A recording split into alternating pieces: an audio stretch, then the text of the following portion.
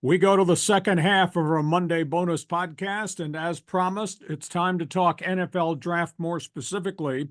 Those of you who have followed us know that one of the things we rely on is data from scouts, people who put out publications. And it's a pleasure to have with us Jon Cooper, one of the draft analysts for Ourlads Draft Guide based out of the upper Midwest. You can subscribe to it. You can order it by going to ourladsdraft.com, as we've talked about throughout the course of the show. Jon Cooper, here comes the National Football League draft, and I have a philosophy as a longtime voice of the Chargers and the Seahawks. If you got a quarterback in the NFL, good for you. And if you don't have a quarterback in the NFL, you better go get one. And that seems to be the storyline going towards Thursday's first round. Jon, good afternoon. Thanks for being with us. And a quarterback's going to be the marquee storyline? I think so. I think you could. I don't know if this is going to happen, but you could see four quarterbacks go in the top four picks. That would be, I think, a first or a rarity, but that's a possibility. But there's going to have to be a trade in there for that to happen. Jon, is this the greatest array of offensive people you have seen in the first round of the draft in a long time? I mean, we keep hearing rumors that there could be 22 offensive players go out of the first 32 picks. The simple answer is yes. I mean, we don't necessarily have a top 10 grade on a defensive player. That doesn't mean one won't go there. But, I'm looking at our grades. Yeah, we do have some. I think we've got one top 10 grade right now on a defensive player. And this was done back at the end of March. So with some of the pro days that came out, that could have changed. Jon, let's talk about the quarterbacks right at the top of the draft board. What do you like about Caleb Williams? He became a one-man gang at USC after things fell apart last season. It was tough on him, but he was a warrior. He just never quit, never gave up. He was productive. Everything else around him fell apart. What are the pros and cons of Caleb Williams at USC? Well, I think the pros is I'm going to use Dan Shanka's favorite word to describe this, called extemporaneous. His ability to do things off platform is what makes him great. He's got some of that Patrick Mahomes style in him, being able to throw from different arm slots, make plays out of nothing. Those are the things he has. That's a unique skill set that you don't find in many quarterbacks. That said, there's weaknesses there too. He makes the majority of his plays off platform, so you don't see him making plays in the pocket. And when he has done that, he's been a little spotty.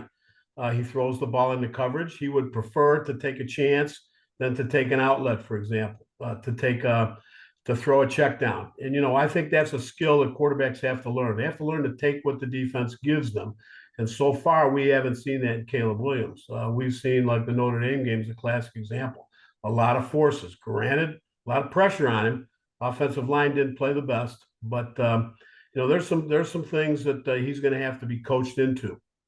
Let's talk about Drake May, North Carolina. Are we talking about the one that didn't have as good a season this last fall as he had the fall prior? Some people equate him maybe to be the potential of a big Ben Roethlisberger. Others think he's too much of a gamble.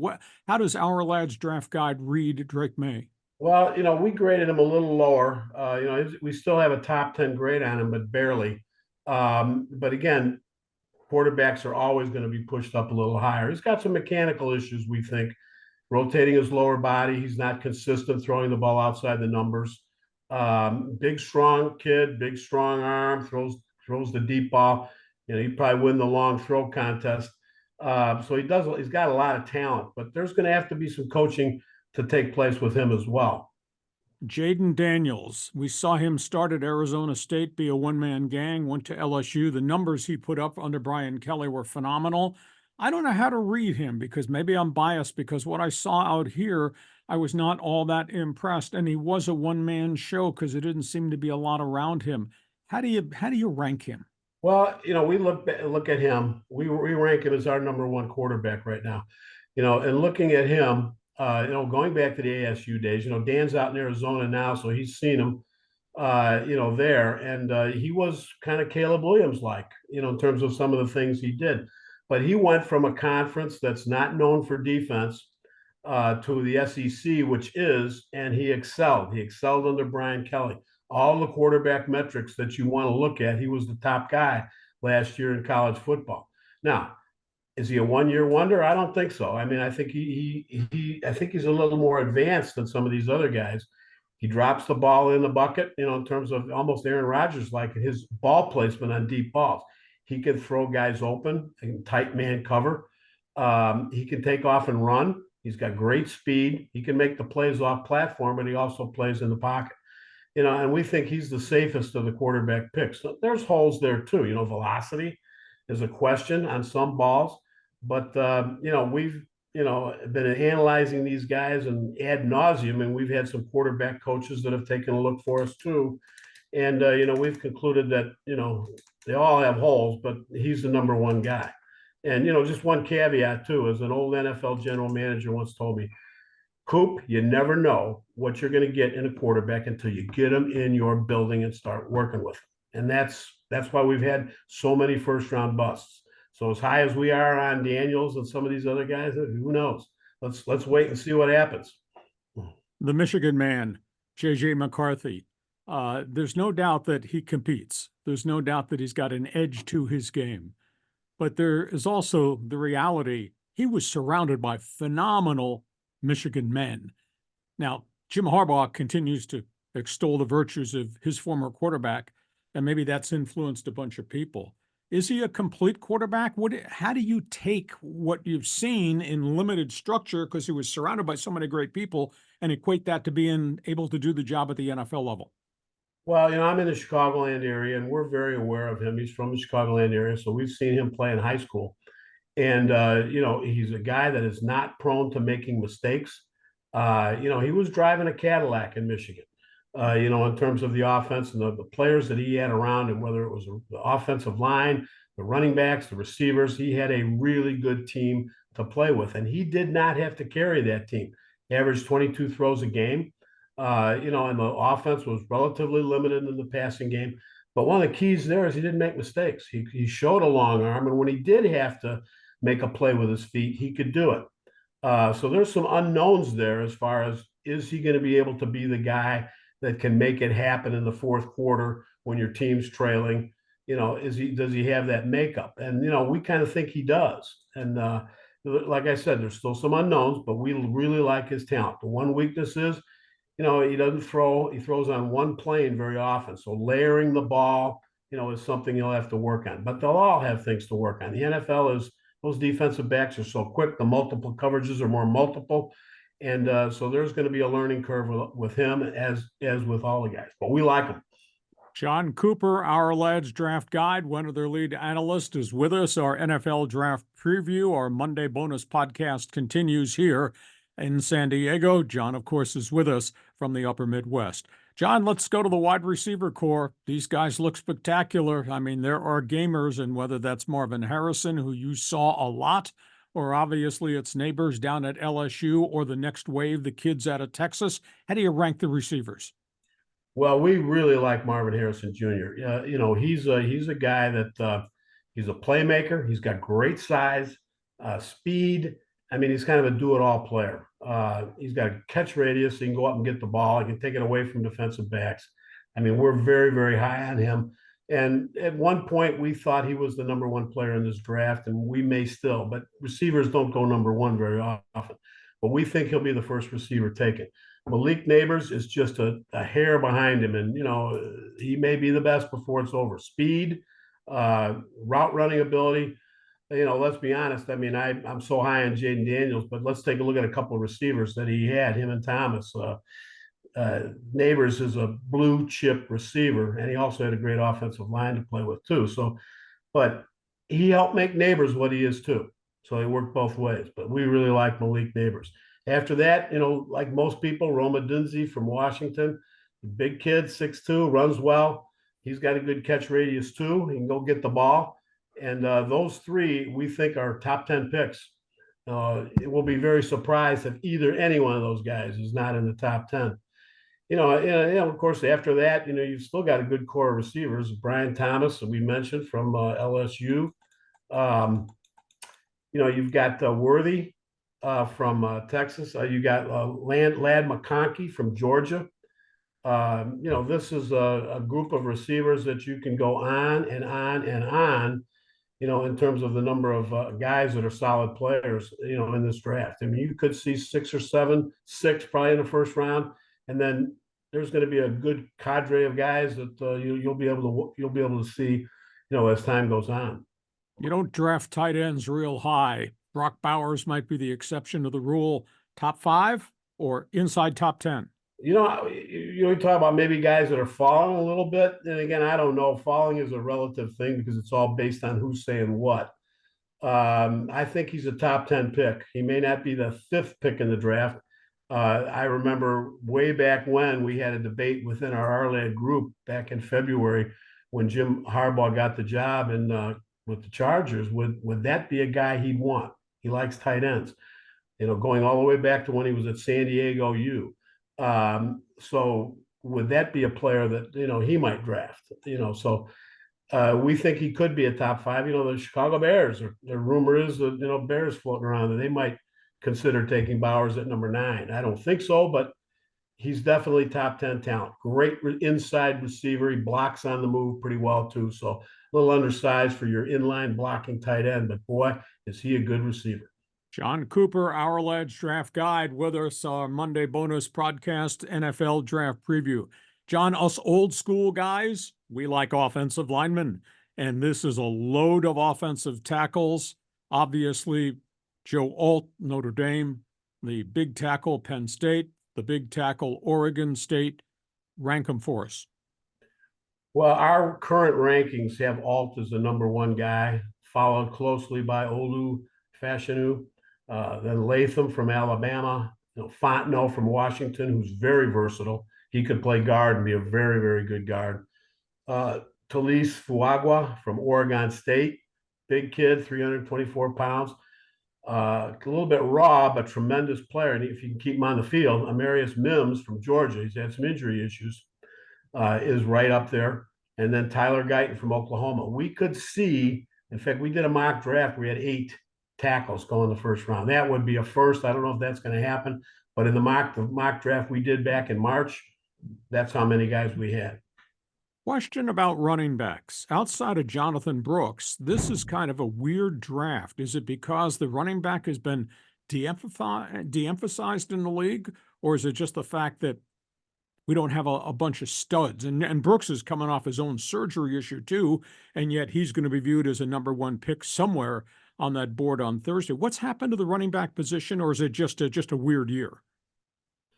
Well, I think it's both. Two things, can be true. And I think there's 2 things. I think unless you get a Saquon Barkley type of a running back, somebody that's that good that you're going to take him high in the draft, you're probably not seeing a first round pick hardly anymore in the running back area. People say, hey, we could pick one of these guys up later on. And oftentimes we're looking at a depth player. We're not looking at a feature back because we're rotating these running backs a lot. Typically, you've got a 3-back running back room, and you got one guy that's Mr. Inside, one guy that's Mr. Outside, a guy that's a great 3rd down back, a receiver. The teams that I watch a lot, that's pretty much the way they operate. So you're not looking very often at a feature back, a Jim Brown, an OG, those kind of guys. You're not looking at that. You're looking at guys that are going to share the load. And, this is a year that you've got the best running back in our mind is Jonathan Brooks, as you said. And he's the only guy that would have a first-round grade. But coming off that injury, will he be in camp, ready to go? He's probably more of a 2nd-round pick. A mid-2nd round pick is what we see. And after that, it's kind of hard to predict who's going to go. I mean, we like Jalen Wright from Tennessee because he's got great speed, great outside ability, and he runs with fairly good power. We're very high on Blake Corum, higher than I'm sure everybody else. We just think he makes plays. He's one of those guys that doesn't have great skill, comparatively speaking, doesn't have the greatest speed in the world, but the kid just knows how to pick a crease and make a play, and he runs hard. And we think he's a solid 3rd round pick for somebody. Let's go to the defensive side of the football. There are edge rushers, but there does not seem to be the volume of really great defensive players at all the different positions. Is that a fair assessment? It's exactly the way we feel. We think the corner position has some depth. We think there's some guys on the edge that are good players, but they all have things that that you're gonna have to take a look at and see, hey, can we correct some of these issues? There's not the great size. There's some guys that have some injury concerns. So it's going to be really interesting to see where all these guys go in terms of how they're going to be drafted. Uh, we think Verse from Florida State is a really good pass rusher. Dallas Turner, Verse is probably the most complete guy. Latu from UCLA. If it wasn't for the injury concerns, I think he would be the consensus number one and maybe the only top 10 edge rusher. But I think some NFL teams very conservative in terms of past history with the injury. He's been healthy for 2 years, but I think some teams are going to say we're not going to put him on our board for a first round pick simply because of that injury concern. And with the neck, he was told he shouldn't play again, but he played very well for 2 years. And he's one of my favorites in this draft. And so I'm very interested to see where he's going to go. But, you get down the line, you got some guys that do some things. They've got good redeeming qualities. Chop Robinson's a developmental prospect. Darius Robinson from Missouri. Austin Booker is very intriguing as a guy. He's only a one-year starter. He transferred from Minnesota to Kansas, and he just lit it up at 240 pounds. He plays a lot bigger than he is. So I'm interested to see where a guy like that's going to go. Is it going to be strictly a 3-4 team, although he didn't drop off in coverage? So, John, let me ask you about who's jumped the board, who's risen a little bit going towards Thursday, and has anybody dropped? well, that's kind of hard to assess, but there's a couple of guys that we're hearing some things about that might not be as highly regarded as they once were. Devondre Sweat, the big tackle from Texas. There's a conditioning issue I've heard. I don't know if that's accurate or not. This is just some stuff that's out there. Nate Wiggins, the corner from Clemson, who lit it up at the combine. You watch the tape on him. He's not the most physical guy in the world. We think he could drop. At one point, people had him as the number one corner. We at one point were tempted, but you watch the film and, he's not the most physical guy in the world, but he is a shutdown corner in terms of the coverage. Keon Coleman, the big wide receiver, spectacular plays, not the greatest route runner in the world. Getting back to, the defense, Peyton Wilson, Butkus Award winner, Bednarik Award winner, but he's had a lot of surgeries, and there's going to be some injury flags with him. And some of the traits aren't the best. He's got a lot of athletic traits, but the wingspan, a lot of teams are really big on the wingspan, and so that's not the best. So those are some guys that might drop a little bit in the draft. It is a good year for corners. Mentioning some of those guys. Cooper DeJean is a guy that I'm very interested to see how people are going to view him. We really like him. At one point, we felt he was the number one of the top defensive players in this draft, but where are you going to play him? Does he have the speed to be a outside corner consistently in the NFL, playing man-to-man? So there's a cornerback that is one of our, I guess you'd call him an intriguing prospect for us as to where he's going to go. Arnold from Alabama really came on as a corner. And McKinstry at one time was our number one corner. We kind of dropped him down a little bit for a couple of reasons, but still see a first-round player there. Jon Cooper with us, Ourlads Draft Guide, as our draft preview continues on our Monday bonus podcast. John, let's jump around trade rumors. Is it impossible to trade high into the first round because of the price you have to pay? And there's so many rumors out there what Minnesota, who's got two number ones, might want to do, what Denver, what maybe the Raiders might attempt to do. How hard is it to jump up? And which of the rumors do you think have validity, or are we all a victim of the Liars Club in the month of April? I'd say 50-50. One of my favorite people in the NFL is the late Bill Tobin, and he just passed away. So I'm going to mention something he told me once. He says, "You listen to all the rumors, believe a third of them." And you don't know which third to believe. So I thought that was really a pretty good a pretty good way of looking at it. But I think that Vikings rumor has some legs. And the reason I say that, they need a quarterback, and I could see them really fighting to trade up to that number 4 spot with the Cardinals. Especially with that extra pick. I think there'll be some negotiating going on. The price might be pretty steep, but they need a quarterback. Raiders, Broncos, Bears, they're all talking about, I'm hearing rumors that all those guys are looking to trade up. The Bears, not for a quarterback, but the Bears maybe to get Marvin Harrison Jr., to add to that receiver core to go along with to helping a guy like Caleb Williams, assuming he's their pick, helping him down the road, and that would be I think a good move for the Bears, although they've got some really good needs, besides, quarterback, in the draft, and they could meet some of those needs with that number 9 pick. But, Raiders and Broncos, they need a quarterback. Although the Raiders, I'm not convinced that they do. I think they like the guys they got, McKinsey and Aiden O'Connell. I think they may just let those guys fight it out. And Denver, I think Sean Payton's got his eye on some quarterbacks down the line too that he would be able to take. So we'll see. The deal would have to be right. The guys that would trade back, we've heard New England, and I don't know whether that's smoke and mirrors because they desperately need a quarterback.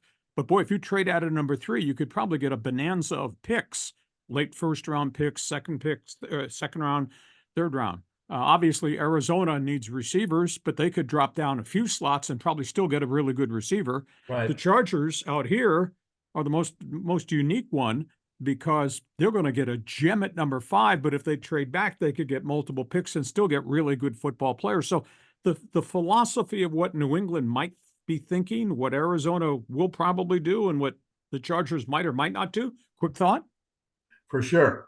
There was that thing that came out recently in the news about some statistics on teams that trade back versus teams that trade up. And the teams that trade back generally do better than the teams that trade up.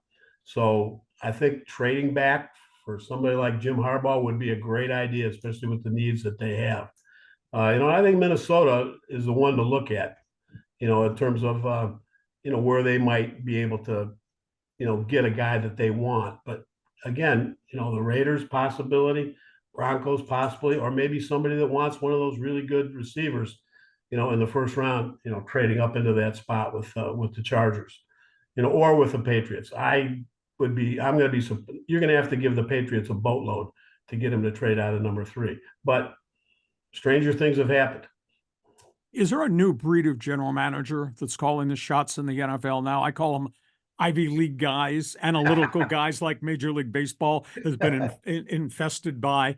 Is there a new breed of GM that says, I didn't draft these other guys. I don't care. I want to win. I'm going to trade picks if I have to. I'm going to do business differently. Do you get that sense? Because I kind of. Yeah, I do. And I think more so maybe 5, 6, 7 years ago, I think the guys that are doing this now are a little more experienced. I'm watching Ryan Poles in Chicago, and I think he's made a couple of mistakes with some free agent signings, not this year, but I think he's learning on the job. And I think and I think that's what happens with some of these guys. It's learn on the job, and some of these guys really aren't football guys. They're like they took sports management classes, and some of them have finance, law degrees, things of that nature. They just happen to love football. So, and maybe played, maybe not. So, you're seeing some guys in executive positions, in high up positions in the NFL that are very analytic. They use the numbers, they love the analytics, and those things rue the day rather than watching the tape. And I think it's got to be a combination of those things. And some, have done well, some have failed, and some are the jury's still out on. Okay, walk me through the top 5 picks. What do you think happens? Give me, looking into Ourlads Draft Guide, crystal ball, what happens starting with Chicago? Work your way through the Charger pick at 5. Are there trades in that top 5 selections? Go ahead, John. The floor is yours. Okay, well, just, I've done 2 or 3 mock drafts, and we're not big fans of mock drafts because they're so unpredictable. But, our, top guy, we think the Bears, if it was us, it wouldn't be It would not be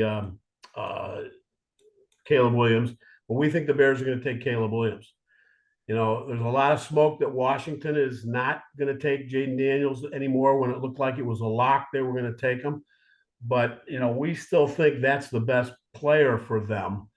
Supposedly at the interview, Jaden Daniels' agent was not happy. And, you know, there may be some trepidation there on that pick.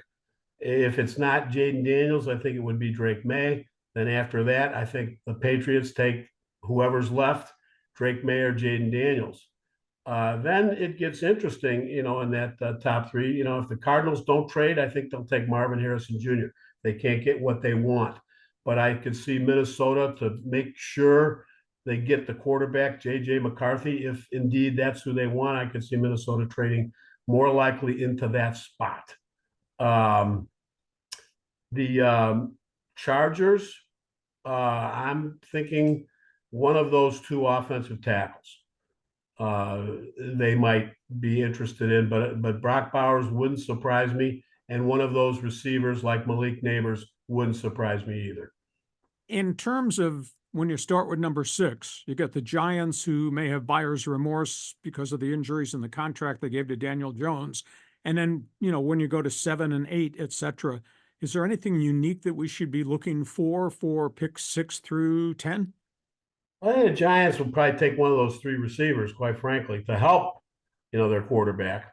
You know, we've got a guy that works with us at Ourlads who also was on the New York Giants podcast, and he follows the Giants very, very closely. And in his opinion, with the quarterback situation, if J.J. McCarthy was sitting there, that's who he'd take. So, you know, that's just his feeling. You know, I think the receiver position, I think the Giants, you know, will most likely address. This is going to be a fascinating Thursday. Jon, spectacular job jumping in here to co-host with us. Ourlads Draft Guide has been part of our sports library for decades upon decades, and I continue to tell all of the people on the podcast, just go to their website. You can place the order now. Year-round publications, the newsletters you used to put out, the rankings. It's just a unique piece of NFL journalism. Jon, absolute pleasure to have you with us. Thanks so much for being with us. Hey, thanks for having me. I enjoyed it.